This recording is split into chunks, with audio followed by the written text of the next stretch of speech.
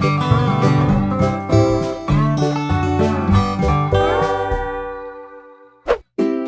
guys, this is Maine Cooks. So for today, I will share to you an easy chocolate mousse recipe. It is no bake, it's eggless, and it's creamy. Let's start! I hope you can try this easy chocolate mousse recipe kasi lahat ng gagamitin kong ingredients is available sa local supermarkets.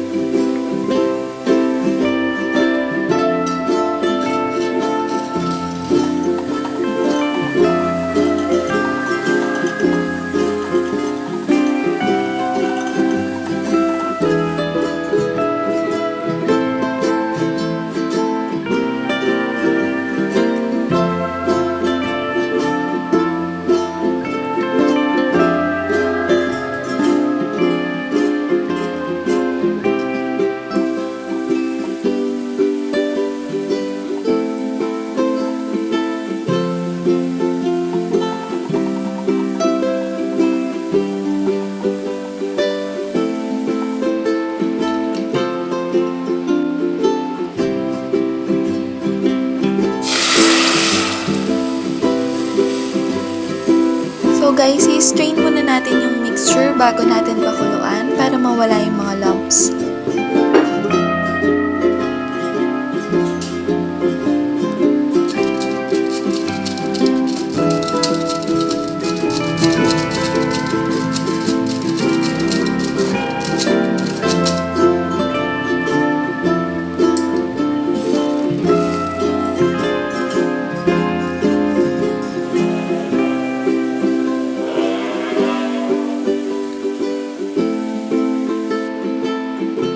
Originally, ang ginagamit dito is dark chocolate, but since wala talaga ako mahanap na ganon sa panahon ngayon, ang ginamit ko is Goya milk chocolate. And it turns out great, guys!